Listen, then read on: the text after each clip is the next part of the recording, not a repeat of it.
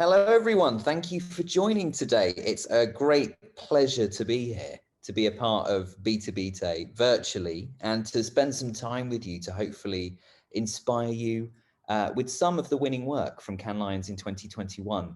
So my name's Simon Cook. I lead Lions. We call it the home of creativity. And we are a year-round institution that helps global creative communities come together to be inspired at our festivals and throughout the year. Now, we also provide companies with the data and the tools they need to assess their own creativity. And we try to provide them with training and capability building services that are aimed at driving what we call progress through creativity. So I only have 30 minutes with you, I believe, and I want to save enough time for questions at the end. So I'm going to dive straight in. So today I'll be sharing some exciting news about what we've got planned for the festival in 2022. And also at the end, stay tuned for an announcement which is very much hot off the press that may well pique the interest of people in this virtual space today. And then finally, we're going to look at three major themes that we observed across the award winners this year. And we'll be looking at some best practice creative examples in the B2B space. But first, what's the latest on the festival in 2022? Well, I'm very pleased to say that yes, the International Festival of Creativity will be returning as a hybrid event next year once again. And we're hoping to bring the global community together again around this creative benchmark and celebrate the work again. So lots to look forward to in June, but some things that may be of interest that we're working on right now. Well, most recently and rather topically, we've been working on a few projects which look at the effectiveness of B2B work across the globe. So take a look at this. So Between Walk, our sister company, who is one of the leading authorities in marketing effectiveness, and Lions, that's the business I lead, but also with the LinkedIn's B2B Institute, we have created the first B2B effectiveness code, which is one of the most comprehensive studies ever carried out across effectiveness and B2B creative marketing. And it looks at the work awarded for creative effectiveness over the last 11 years at our festival. So over 435 pieces of work in total. And overall, the research shows that B2B creative is dominated by marketing that struggles to deliver long-term commercial value. So a lot of the creativity in the market today is, as we know, highly targeted and tends to only drive short-term results. So we believe that the more needs to be done to produce high-performing creative that actually drives that long-term growth that we're all seeking to get to. And it also shows a decline in what we call creative commitment. And just a bit of background on that. Creative commitment is a combined measure of the media budget, the duration, and the number of media channels used for any given piece of work. And when commitment to all of those three elements is high and appropriate, creative work performs most effectively. And however, in B2B work in recent years, we've seen a significant decline in a focus on those three areas. But the good news is that there are some standout Lions winners from this year that go against the grain and demonstrate how effective B2B marketing can be when it's at its best. And some of those examples coming up very shortly. Now, in order to tackle the decline in effectiveness, we've developed the B2B Creative Effectiveness Ladder. And that's designed to be used as a continuous improvement tool to help marketers understand the different outcomes that creativity can drive and provide examples and insights on how to produce effective work. So for more on that, if you'd like to find out more, please do go over to walk.com and search for the B2B effectiveness code, because there's lots of learnings to be had there. But moving on then, without further ado, let's move on to the main focus of the presentation. We are going to explore the major themes that emerged from the content sessions and the winning work from the festival this year. Now, there's a funny way that we do that. Every year, we wade through all of the many content sessions and all of the winning work to pull out the most uttered word at the festival, the words that were used the most on the stages within the work itself. And this used to be a very manual task, but now thanks to the power of AI, I'm pleased to say that the hard yards are done for us. So let's take a look at the 3 most uttered words at the festival and our takeaway themes for today. Were there any themes that you felt particularly came out in the work this year that maybe even surprised you? The level of partnerships. Partnership. Partners. Partners. Partnership. Partnerships. Conscious partnerships. Partners. Partners. Partnership. Partners. So when we look at a partnership, we tend to look at it through 3 lenses. You need a great partner. Working pattern with your partners. You need NGO partners, you need influencers. If you don't trust the pilot, don't get in the plane. You know, and in this instance, it really does feel like a match made in heaven. The interesting thing that we've focused on is simplicity. Simpleness. Simple. Simple. Simplicity. Super simple, smart idea. The simplicity. Simply just clicked on the site. Simple. Super simple. Very simple solution. Simple, authentic, and unique to your brand. So simple and so obvious. It's a sucking eggs thing to say. Yeah, funny. Any last thoughts from you as the senior representatives of the advertising industries? Work is needed to achieve equal representation in race and ethnicity. Representation. Representing. Represents. Represented. Representative. It's representing 125 countries represented. Representation. Representation. Representation. Representation. Representativeness. To be more representative. And we got that from being more representative as a company ourselves. It was really nice. That was pretty cool. You're doing it well. It's great. There you go. It's great. Wait, I was about to get out of my seat and start dancing. I love that music right there. Hey!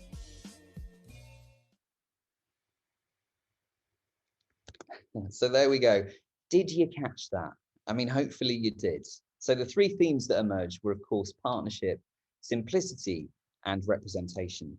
So over the next 15 minutes or so, what we're going to do is take a whistle-stop tour across each of those themes and showcase some award-winning B2B examples fresh from the stage at Cannes Lions. So we'll start with partnerships. Now, Forrester's global research study shows that 76% of companies agree partnerships are absolutely key to delivering revenue goals. And the study showed that more than half of companies, so that's 52% to be precise, generate over 20% of revenue from existing partnerships. And that's a trend that WARC has been tracking for some time now. So what is the new angle on partnerships? Because as we know, partnerships for profit are no new thing by any means. They're an established path to growth. But the pandemic has shown us that we can achieve more together, or as one jury member put it this year, to tackle the challenges in society, the logistical and behavioral change required by the masses cannot be progressed by any single company alone. And I'm pleased to say we've seen some exciting changes in the nature of partnerships today. One we can track in a really tangible way is through the awards themselves, through the Lions. So if we look back at the company credits on all of the winning work back in 2011, so that's 10 years ago now, and compare that to the credited companies on the winning work from this year, from today, we can see an exciting shift. Here you can see a chart that shows the percentage of shortlisted work where more than one company has worked together on the creative idea. And this, just so you know, spans across B2B and B2C work. In 2011, only 4% of the shortlisted work was a result of strong partnerships. That has now risen dramatically to 15% of all the shortlisted work. And it just shows that more and more creative companies are working collaboratively to generate new breeds of highly collaborative creative work that is paying off. And one of the most interesting trends within partnerships that we're seeing is the concept of the partnership actually being the idea. And in this theme, the uniqueness of the collaboration becomes the creativity itself. So let's take a look at our first example. In partnership with LinkedIn, The Big Issue launched Raising Profiles. And as some of you may know, The Big Issue is a magazine sold in the UK by homeless people. And it's aimed at providing them with an opportunity to earn an income and get back on their feet. So during the pandemic, the vendors lost their market of office workers. So let's take a look at their creative solution.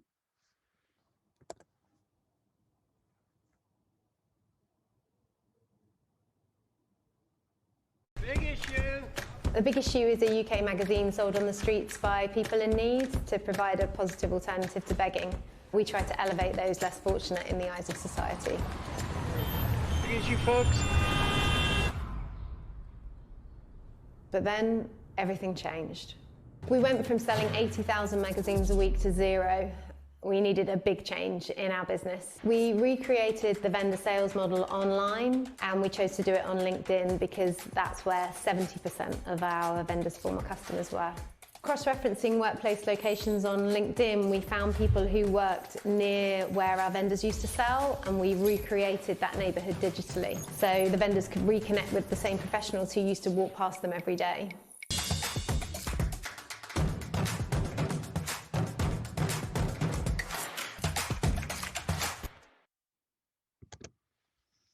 So the judges felt that this was a really effective and very clever choice of partnership, and it ended up taking home 6 Lions, including a Grand Prix. No surprises there. And as you can see from the results here, there was a significant rise in the total traffic for vendor subscriptions, and it increased by a whopping 325%. Now, in her debrief of the e-commerce Lions at Cannes this year, jury president Tiffany Rolfe from RGA mentioned that the choice of partnership was a distinctive element of the work's creativity. So not only did this partnership connect street vendors with the professional customers whose support they were desperately missing, it also allowed homeless people to learn new skills and seek new opportunities for paid work. So the other aspect of partnerships we want to discuss is the extent to which longevity drives success. And I can't stress the importance of this one enough. Strong brand agency partnerships equate to brilliant creative work, and not only that, to Lion wins. So finding a partner that you can commit to over a long period of time and treating them as equals and working together to build a great relationship has been proven time and time again to have a tremendously positive impact on the caliber of the creative output. Now, there are multiple examples of these strong partnerships that have gone on to win lots and lots of Lions because of their sticking power. So year on year, these partnerships produce new, original, and highly creative work. And the trust between all parties involved generates a confidence to carry out brave, creative, and push ideas through. So, for example, Nike and Wieden & Kennedy have worked together for 28 years. Can you believe it? And also people like BBDO and Mars. They've got a very strong allegiance. They've won a total of 47 Lions across 14 different countries over the last 10 years. And there's also a study which was on the stage at Cannes a few years ago, presented by Cannes Lions and Contagious, that showed that a 10-year or more agency brand relationship experiences twice the average win rate. And the data shows that the longer you stick together, and actually the more successful the creativity will be. And it's very much our hope long term that commitment to longer term partnerships helps drive commitment to longer term creativity.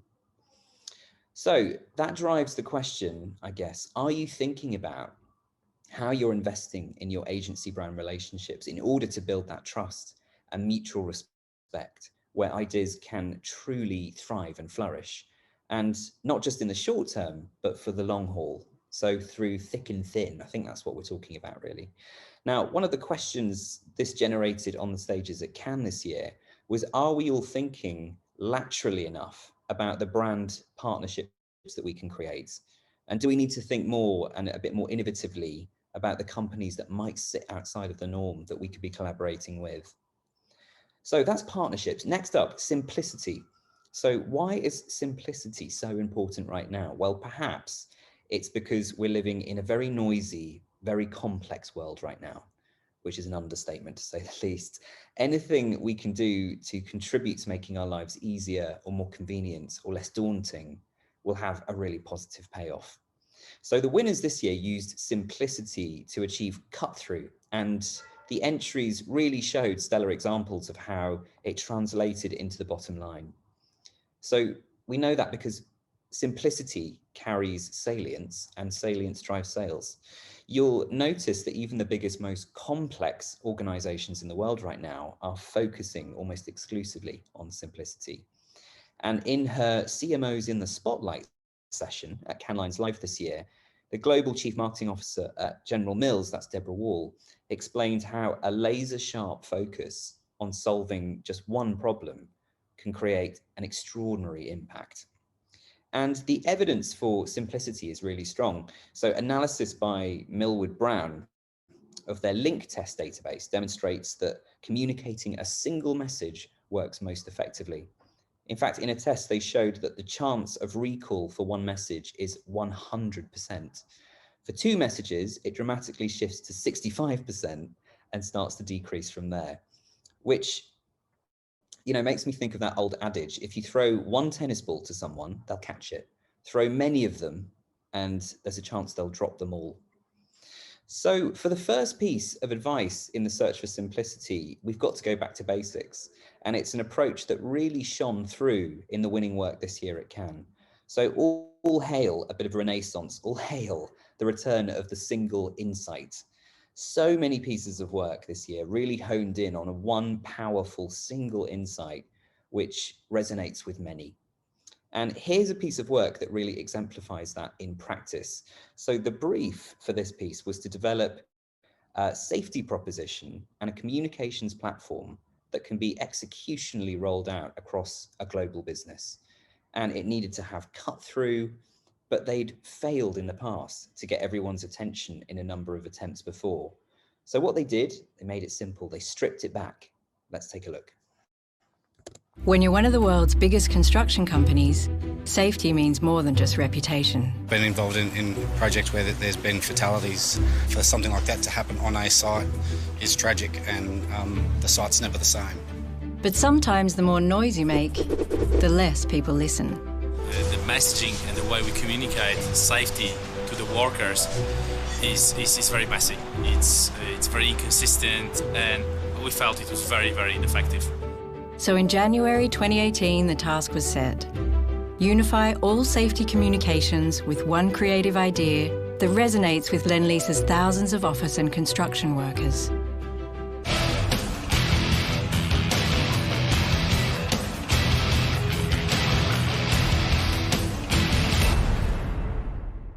Introducing the real-life mums of real-life Lendlease workers. From the moment you were born, she's kept you safe. No matter how old you are when she talks, you still listen. I want you home in one piece. You hear me? Even though safety is such a serious issue, you don't always actually have to approach it in such a serious manner, and you can have fun. And sometimes that actually makes it more relatable than if it was just being the same old lecture over and over again. These mums help transform 2 pilot construction sites into an immersive Mums for Safety experience. And overnight, safety became a talking point. In terms of employee engagement, this has been the company's most successful campaign ever. It's been the top trending campaign on Pulse, Lendlease's global intranet, with the most ever comments and most ever likes. And the campaign assets have recorded the #1 download rate. It worked.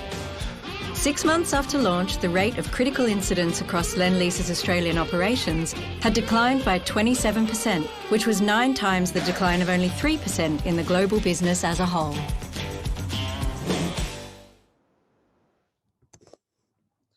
Makes me laugh a bit, that one. So that piece of work took home a silver in the PR Lions. And the idea had real impact as well, because after the launch, the rate of critical incidents dropped by an impressive 27%. So by shifting safety messages from the voice of the brand to the voices of the workers' mums, it bypassed that corporate filter and went straight to the hearts of the intended audience. And it's also worth noting how a simple message can allow for experimentation with delivery. So there was room for them, you might have noticed there, to inject some fun into the execution because the message itself was crystal clear. Suzanne Powers, who was the jury president who was judging this in the Creative Strategy Lions, praised this particular piece of work that honed in on singular insight.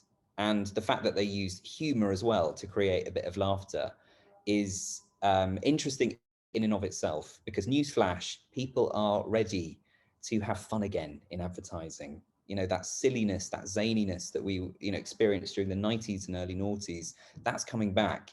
And it's effective, and the data backs that up. But as you saw there, a bit of humor can go a long way.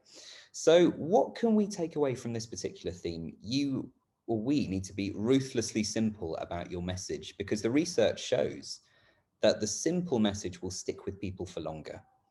Which begs the question, when you strip it all back, when you take everything away, when we're really disciplined about doing that, do you even know what your one key message actually is? It's an interesting exercise to go through. Secondly, once we've dug into uncover that simple and very singular insight, how can we then execute upon it creatively? Is there a product truth that you can have a lot of fun with rather than be too serious about in order to create that emotional connection? Which brings us on to our third and final theme, which is an important one. It's representation. And this is not about representing your own views, but it's about those of others, especially marginalized groups. And representation, as we know, makes people feel heard and seen, and it builds brand affinity. So no matter the sector or the audience, creative work has the power to move culture forward. And continued misrepresentation or underrepresentation is holding back much more than the brands themselves. So very recently, we partnered with the Geena Davis Institute and have been for several years. And their work measures gender representation in media. And each year they analyze types of representation across all of our different Lions Awards. And you can see a selection of the stats here, and I'm not going to attempt to cover them all because we don't have time, but in good news, people of color are better represented in ads, now at 38%. This has improved significantly since 2006. However, when it comes to LGBTQ+ characters, they're virtually non-existent. So only 1.8% of characters are shown as LGBTQ+ compared to, well, roughly 10% of the population globally. So clearly there's a lot of work to be done there across the board. And we need to do a better job at representing these groups. And focusing, of course, not just on gender, but on intersectional representation too. But the good news is that amongst the Creative Lions winners, the stories of marginalized group really came to the fore in 2021. It was a trend that we really saw. And a couple of great examples are the Grand Prix winners from VMLY&R for Starbucks, and then McCann for MasterCard. Huge organizations that decided to stand up for the rights of transgendered people by helping them legally change their names. I'm not going to show those particular pieces of work today, but I do encourage for you to have a look at them on our site, lovethework.com. And on the topic of marginalized voices, Titanium Lions jury president Susan Cradle articulated what's actually going on there. And she spoke about how conversations are happening on the side, with small groups doing their best to highlight the problems. But now what brands seem to be doing is amplifying more of those conversations, and the sideline discussions are being put front and center. And on the theme of representation, there were two active traits in the work that we saw. The first was around allyship. And to take this example by Shutterstock and Mercado McCann Buenos Aires, they wanted to show that their tool is for creative professionals from all backgrounds and businesses. And the idea was that all stereotypes start with a search. You search boss and you get a picture of a man, or you search love and you see a heterosexual couple. So to tackle this, Shutterstock made a permanent change, making their searches more representative for the world we live in today. And as a result, Shutterstock saw a 20% increase in the image sales compared to the previous month when they made that change. And the reason this really stood out was because they fundamentally changed the way the business worked to build a more inclusive business model. And in this case, they made representation their main focus, and it'll have a longer term resonance because of that. Now, the other trend or theme that falls under representation was positive representation of certain communities as heroes rather than victims. So an important shift. And as Tom Richards, who was the jury president of the Health and Wellness Lions this year, said, this is about empowering people rather than making you feel sorry for them. And a great piece of work that really emulates that theme is the Grand Prix winner from the Health and Wellness Lions from this year. So here, a social enterprise, so BECO, wanted to close the disability employment gap by letting other brands steal their staff, 80% of whom have disabilities. So let's take a look at this particular piece of work. 90% of companies around the world prioritise diversity, but only 4% consider disability. Other employers could do the same as Beko and give them a chance to steal our staff. Hi, you're nicking my line. Steal our staff.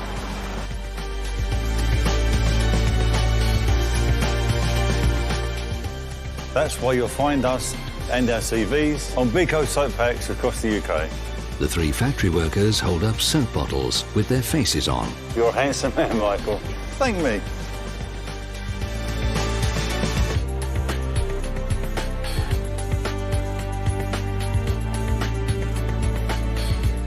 So what's a looker like me doing on your feed? I'll make you famous because it...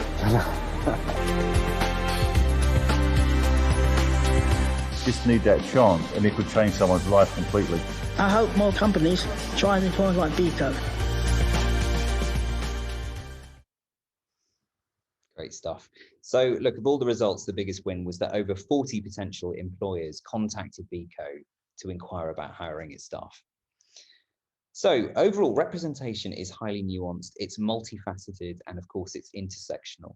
And it's so critical that we approach it very thoughtfully. And we can see that change requires support from absolutely everyone.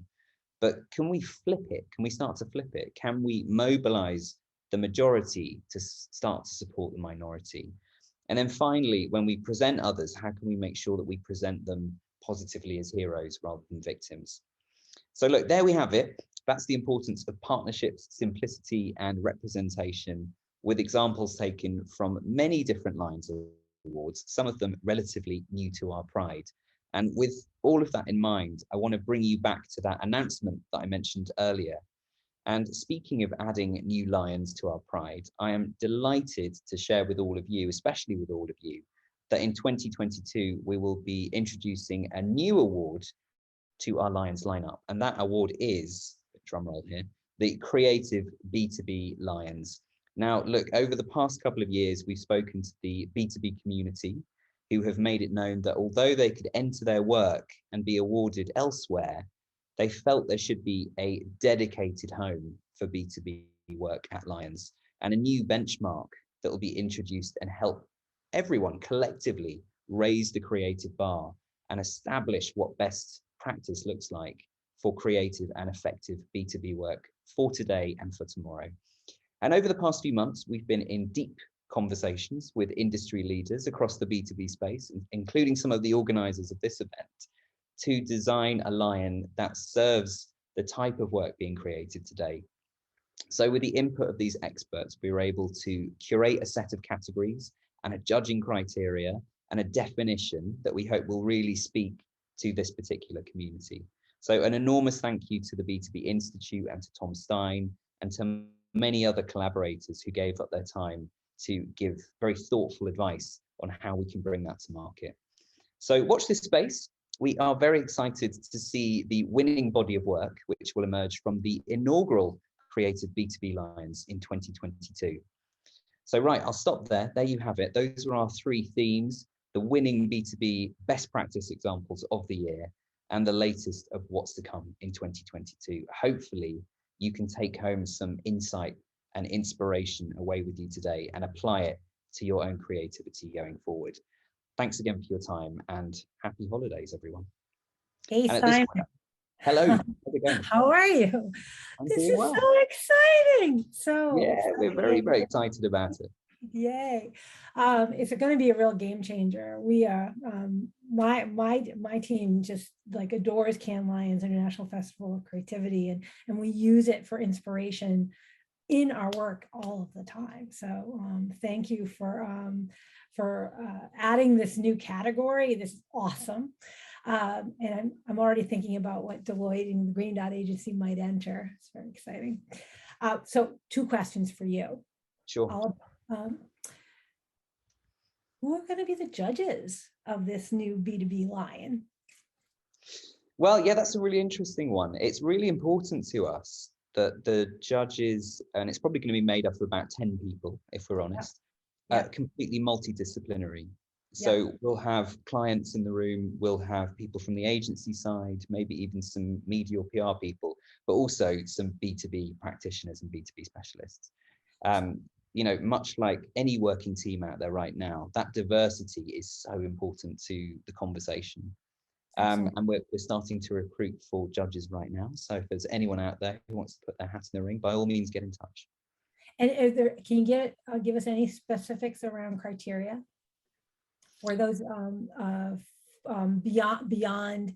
Well, I think you just did. So around what the jury would look like, because I think you just did, right? It's going to be a very diverse group of folks, which is awesome. And is there anything more that we should be looking forward to related to the festival attendees around folks who are B2B? What is there any more content that's specific for B2B planned for the festival?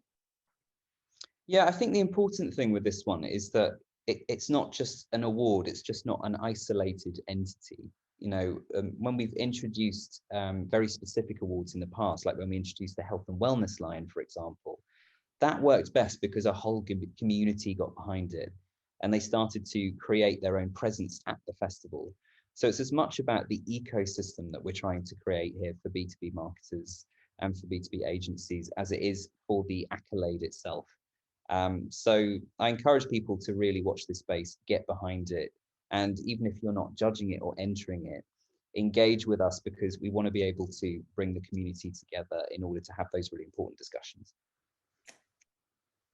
Terrific. Thanks again, Simon, for helping to raise the creative bar for B2B. We'll see you in Cannes.